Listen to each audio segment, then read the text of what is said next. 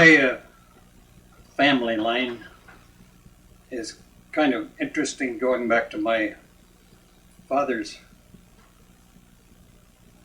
mother, Rose Rickard, because her family line traces back directly to the about 4 or 5 people came over on the Mayflower, which is interesting. They came then from Massachusetts on west like the others did. And the knowledge I have really to begin with is Iowa farm about the time of the Civil War.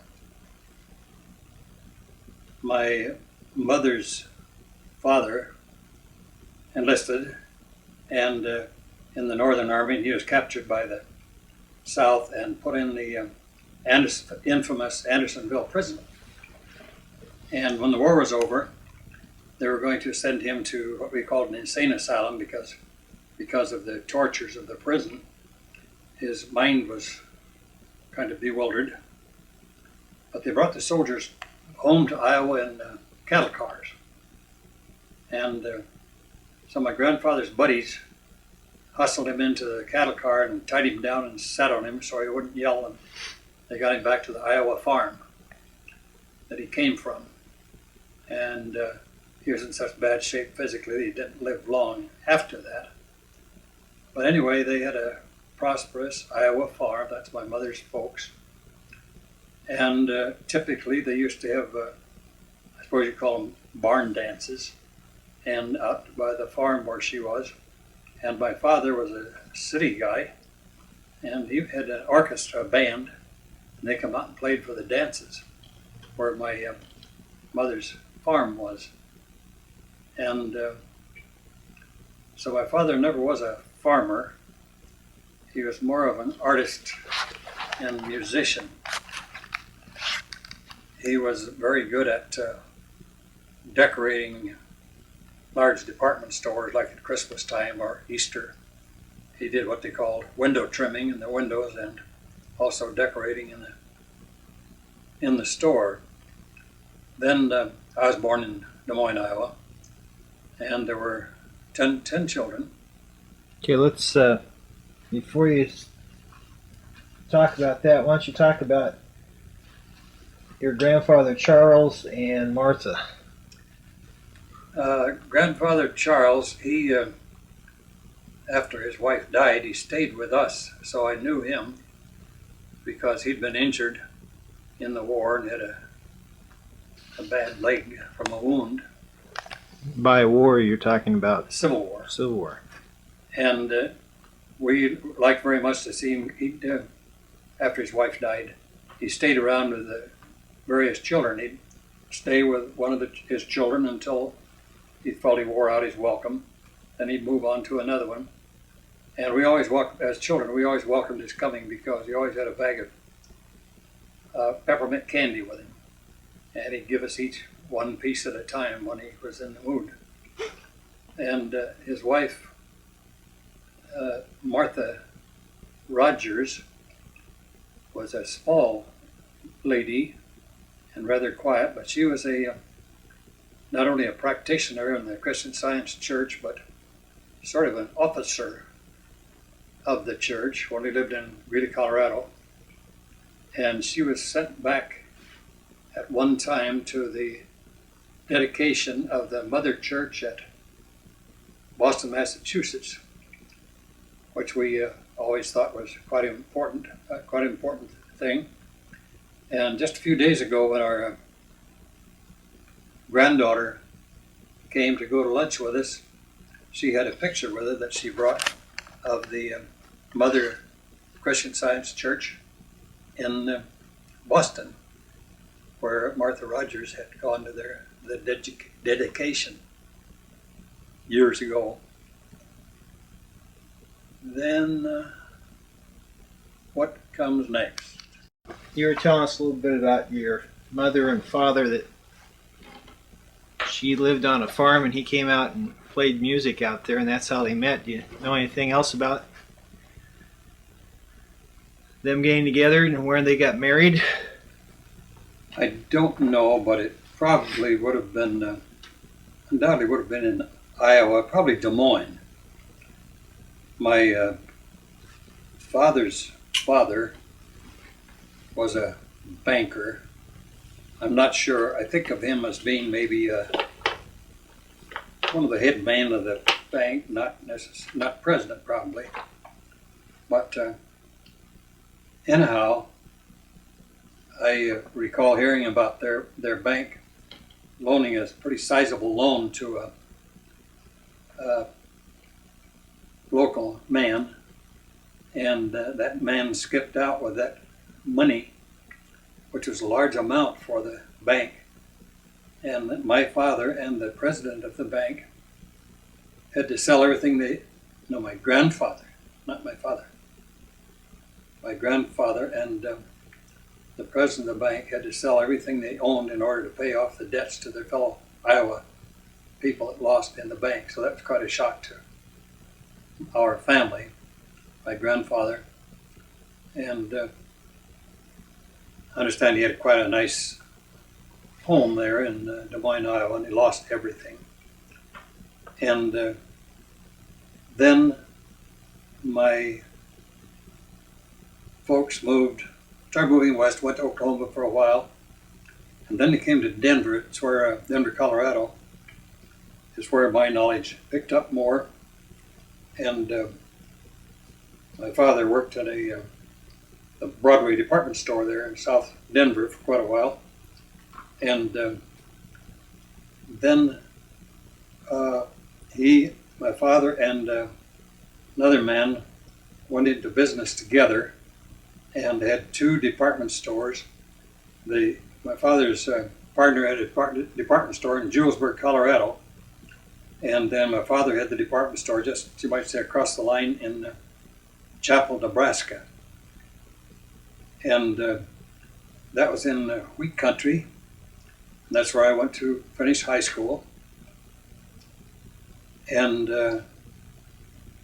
I was kind of a big shot, or thought I was, because as a senior in high school, my father owned this nice department store. And I worked there. I didn't really work, but I drew a paycheck every Friday night so that I could take the bookkeeper to on a date. And she had to give me my paycheck, even though I hadn't earned anything, if she wanted to go out on a date Friday night.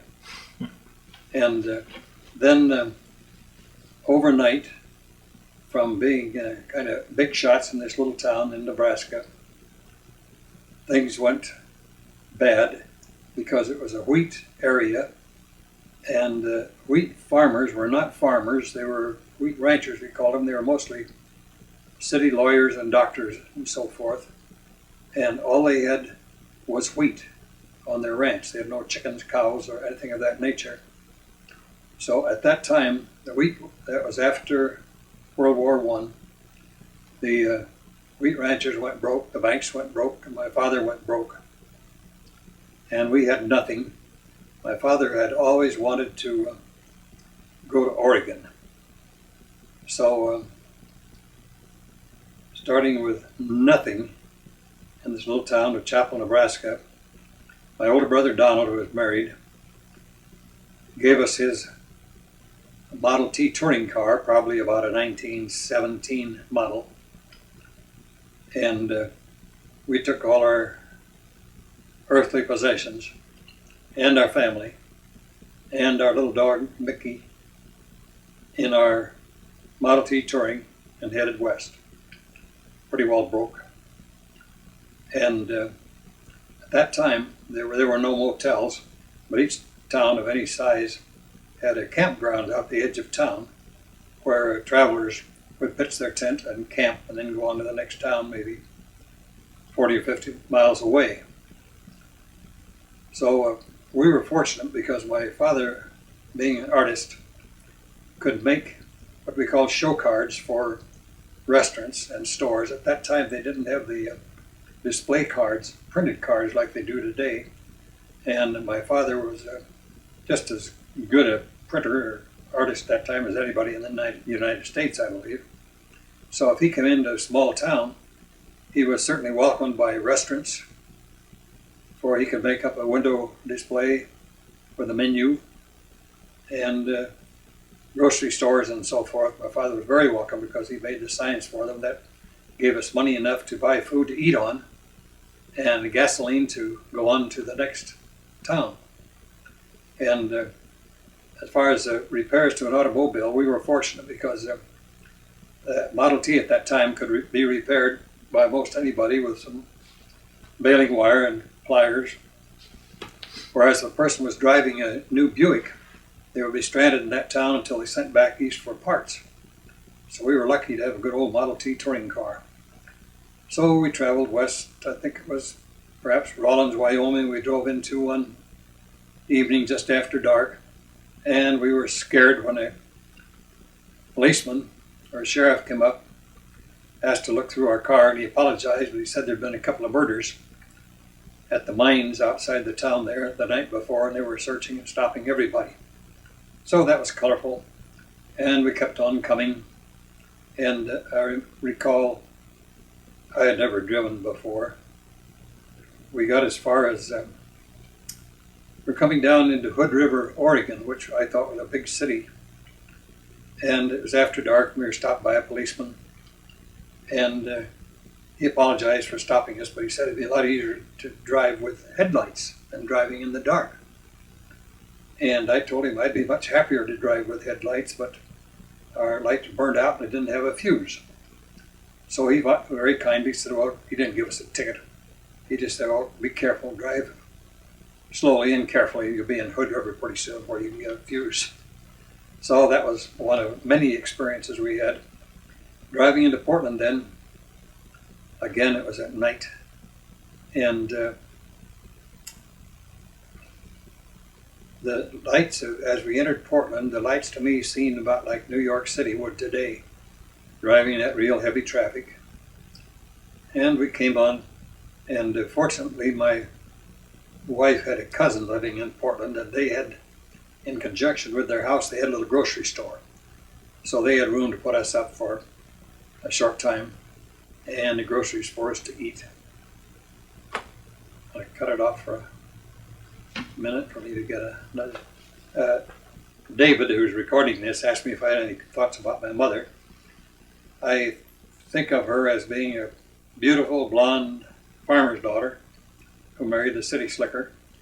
And there's an interesting story about her. At that time, the girls, I think if they just graduated from high school, they'd take a short term at what they call normal school, which qualified them to teach grade school.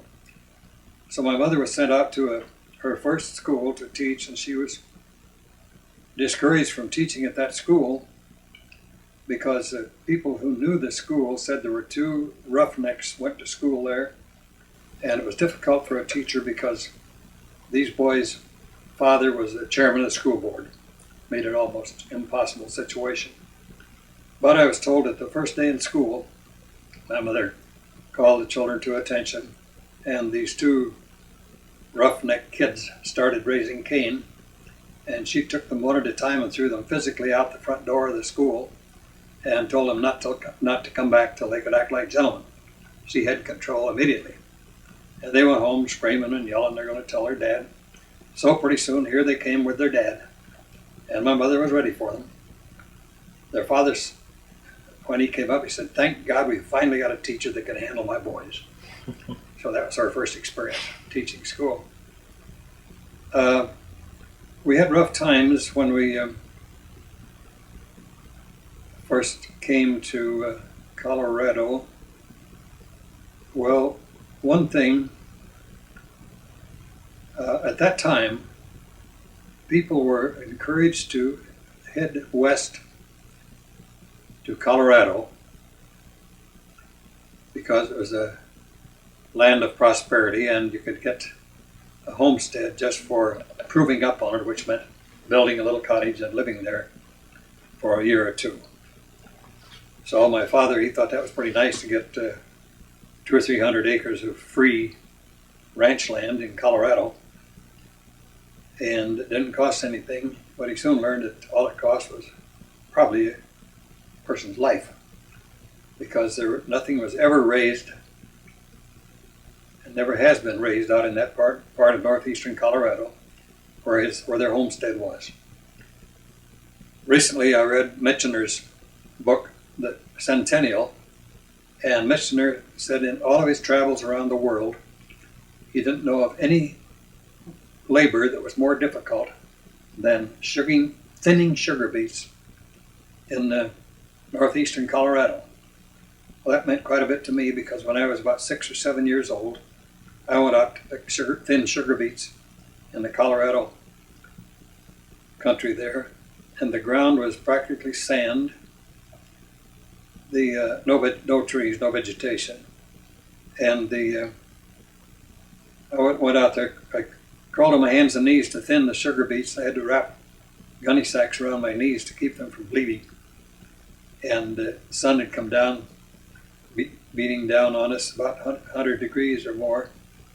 And one night, my mother heard a noise out in the living room in our little shanty where we lived.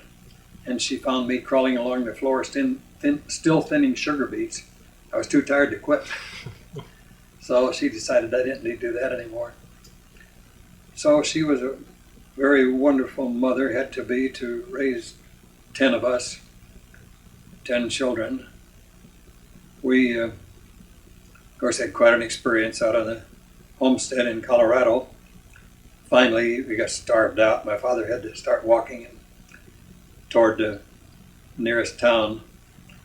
There, some company was putting pipelines through, so we found them putting the pipeline in, and he worked there for a while till he could afford to get us a place in Greeley, Colorado. And we then went into Greeley, Colorado, which was a very good town at that time and has been ever since, and relied on sugar beets and potatoes that were raised there. And my mother, of course, she had lived through after being a daughter of a prosperous Iowa farmer, she had lived through the torturous days of homesteading like many people did in those times. And we moved into the poorer section of Greeley, Colorado, where we existed for a little while till my father once more got a good job. And from living on the shacky side of Greeley, Colorado, we moved up to a White House on the hill, as we called it, where my mother entertained then the prosperous ladies of Greeley. So she went through quite a bit, raising 10 children, hard times and good times. So I'm jumping around a little bit there, going back to my mother. My father was a very serious man. I never got close to him at all. One reason was us younger children. I was number 6 in the line of the children, and the fourth, my brother Charles, died about the age of 4 when I was 2 years old, and my other brother Sumner only lived about a week. So the main family for quite a while there was my older sister Mary and my sister Florence and my brother Donald. And those of us that were younger always felt that those 3 were favored, which they probably were to some extent, because at that time my folks just had 3 children, and then all of a sudden they had 10, and I was just kind of an also-ran that came along. It's the picture of Grandpa Holly's grandfather and grandmother, father and mother. Do you have any idea where that picture was taken? Which one's this? This one right here? In Denver, Colorado. Okay. Then we move over to the one of... That's a picture of my father and his father and my 2 aunts. Oh, 2 aunts. So my grandfather and his 3 children, 3 of his children. Okay, now the picture of you when you're a little kid, is that a train? Where's this? This one right here? Yes. That must have been taken in Portland when we lived there. I don't know what occasion it might be. My father and mother, my 3 sisters, and a little tyke, whoever that is. Oh, that's not you. No, I was older than she. Okay. And then you said this one right above that is when Uncle Donald was My going brother to... Donald was leaving at the Denver depot to go, I think he's in uniform there, World War I, to be shipped out to go to war. And that's you, the second from the left? Yes. My brother wanted to enlist in the medical corps so that he could drive an ambulance through the fields of France. Sounded real romantic to him. As it was, he got as far as a nurse in a hospital in Kansas during the flu, where he saw the influenza, where he saw more people die than he would have if he'd gone to war. Then that's the dog that came with you from Colorado? Yes, that dog was just like one of the family. Whenever we took pictures, he had to pose with us. And that's a picture of you and your dad and Uncle Donald. That's shortly after we came to Portland, about 1923 or thereabouts. And then the high schools that you went to. Yes. My first 3 years, I went to the Northside High School in Denver, and then the last year I graduated from Dual County High School in Chapel, Nebraska. She skipped grades in school, I think, and I was going through school just a little bit older than she was. So when I got to about the 4th, 5th grade in Greeley, Colorado, at that time they took the upper half of the grades and moved them ahead a half a year. So those who had the better grades were moved up, and the ones of medium grades stayed at that same grade. So I probably moved from what might have been what they called 4th grade to 5B, which was a lower part of the 5th grade. So like Dorothy, I moved ahead rather fast, and I was kind of youngish acting for my age anyway.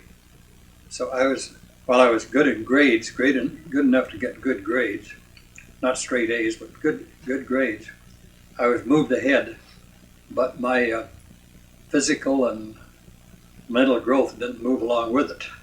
I was moved along too young, actually. And from then on until the time I graduated from high school, I was particularly in the high school in Nebraska. A number of the boys in Nebraska, the farmer kids, maybe they didn't start to school till they were maybe 7 or 8 years old. And I had skipped some, so the time I got to senior in high school, I seemed like almost a generation younger than other seniors. The big husky Cornhuskers, like Nebraska football teams today, they were much more mature than I was. One thing that I think of that is important, I'm sitting here talking to grandson David Nuss, and his brother John was quite interested in the fact of what kind of jobs I got. And I think it's important to mention, like I did to him. I'll try and make this brief, but I think it's interesting. I think it was in 1919, perhaps. There was a organization formed in Kansas city of Missouri. It was called the Order of Demolay, and that was formed by the Masons. So after 2 or 3 years, that organization spread through the country. So by the time I was a senior in high school in Nebraska there in 1922, the Order of Demolay came there. And since there were just barely enough of us young boys in town there to make up a chapter, some of us became officers right away. And I started in as junior counselor, and then I moved up to senior counselor, which seemed like a big shot deal. I was very conceited in my robes of purple robe as a master counselor, lined with red silk and all that kind of stuff. So it's quite important to me. And at the same time, my father ran had the nice department store there. So that was real important stuff to me. I was real conceited about it. But later on, when we got to Denver, I was a little confused there. When we got to Portland, Oregon, we were quite broke, and I was well aware of it, and I had to look for a job.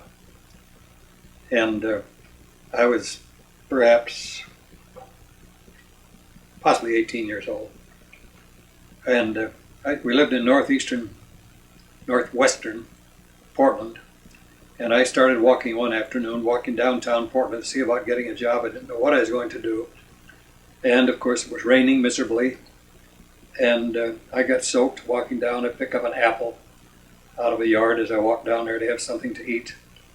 And I got downtown Portland. I walked around the farmer's market in a hurry and stole a nice big ripe banana. Felt guilty, but I was hungry.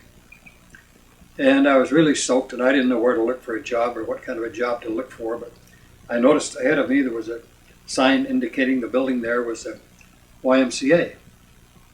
So I knew I could walk in there and get warm and get out of the rain at least. And I stood there trying to thaw out. There's a young man standing by me, and he and I started visiting. And I found out that he found out I belonged to Demolay in Nebraska. And he said he was a master counselor of the Sunnyside chapter of Demolay in Portland. And he said they were holding a meeting that night, and he invited me to come out and visit. So later I took a dime, which I hated to part with. Instead of walking miles again, it was out on 39th Street. That had been a long walk. So I spent my dime and took a streetcar out there to the Sunnyside chapter of Demolay and walked up there to the building to go into the meeting. And I was stopped, of course, at the door, as many fraternities have. They had a watchman at the door, and just anybody couldn't walk in. So he wanted to see my identification, and unfortunately I had none. So he was embarrassed, and I was chagrined, or whatever the good word might be. So he called somebody else, one of the officers, to come out and see what he could do about me. He couldn't let me in unless I could prove I was a member. So I finally asked if I could recite some of the lodge work for them, which would show that I knew what I was talking about. So when I got through reciting the lodge work, the officers that come out there to help me said that none of them had ever memorized the lodge work as well as I had, so they had to let me come in. So the fact that I had memorized that lodge work did it. So I walked in there and stood in the back of the auditorium there, where they're putting on their fancy display, lodge display. And finally, one of the older Masons came out on the platform, and they announced that tonight they had a visiting master counselor from Nebraska. Well, I'd been trying to hide out like a drowned rat. All of a sudden I was in the limelight. So I had to stand up and be greeted. And as I started to leave, and after the meeting was over, one of the Masons came over and visited with me and handed me his business card. He said he understood I was looking for work. Handed me his business card and told me to come up to his office and see him Monday morning. So Monday morning I went up there, and he was kind of a straw boss of the Union Pacific Railroad there. Rather, at that time, it was the Oregon Washington Railroad and Navigation Company. And he put me to work as a file clerk. starting at $60 a month on the 4th floor of the Piddick Block in downtown Portland.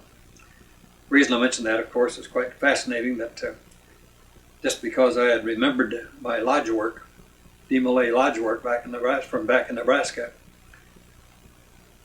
and I'd gone downtown looking for work of any kind, scrubbing floors or anything. That gave me a job as a file clerk in the Union Pacific Freight Accounting Department. I stayed there and went up the ladder, stayed there perhaps a dozen years, and started at $60 a month. Worked up the ladder quite well, got married, and had better jobs. Then the Depression came, and jobs were eliminated to where once again I was back down to where I started, except there had been a 10% reduction in wages. So instead of the $60 a month I started with, I was down to, $54 a month. And of course, at that time, most of the people in the United States had hit rock bottom, same as I did, job-wise. Be happy just to have a job, huh? Yes. So the railroad was very strict, but they did issue a statement that anybody who had a job, an opportunity to get a better job someplace else, would be allowed time off, which normally was not done because we worked under very strict discipline, as the railroad had to. And but one day came word that the officials of the Montgomery Ward Company had talked to the officials of Union Pacific and asked that they send a qualified, experienced transportation man out there for their transportation, for their traffic department, Montgomery Ward Traffic Department. So we had a fine man there that had real good railroad experience going back to the Erie Railroad in the east. And so he was sent out to get this job at Montgomery Ward. Well, I figured, well, if there's one job out there at Montgomery Ward, maybe there might be another. So I asked my boss time off to go out there, and he said, well, he knew there was no chance because there was just the one job, and that was arranged by the big shots at Montgomery Ward and Union Pacific, so that was gone, but as long as the rule permitted us to go look for a job, I could take time off. So everybody told me I was silly, wasting my time. So I went down from the 4th floor down to the lobby of the Piddick Block, and I decided I better get a haircut and a shoe shine to bolster my courage, because I was scared stiff. And I got my hair cut and a shoe shine, and then I didn't have a car, so I was going to take a streetcar clear out to Montgomery Ward. I knew if I took a streetcar, I'd lose my nerve by the time I got to Montgomery Ward, and I wouldn't even go in, be brave enough to go in and ask for a job. So I took a taxi. So I went out there and applied for the job, and they told me the job was filled. So I went back to Union Pacific. No harm done. Then word came to the bosses that I was to come out and take that job that had been presumably given to the other fellow. I found out later, we all know he was better qualified than I was, but he also was nervous. And to bolster his courage to go out and apply for the job, he'd taken a couple of drinks of liquor, which was obvious when he applied for the job, so that he didn't get it, and I came along just at the right time. I got the job. So you're speaking to Dave here. His brother John was quite interested in the way I got that job, from the fact that I belonged to the little organization and the fact that walking downtown in the rain, I happened to meet that individual, go out to that meeting. So John encouraged me to write a story for younger generation about that job. And that was just the first of many miracles, you might say, that later on the experience I got at that job after the Depression qualified me as an expert in my field, you might say. Outstanding in the field like the cows were. Mm-hmm. So from then on until I retired years later in Salem, Oregon, from the state of Oregon, that was the foundation that gave me my expertise, you might say, in railroad transportation rates for accounting and auditing. So that's the reason I mentioned that. It was something different that just happened that affected my whole later life.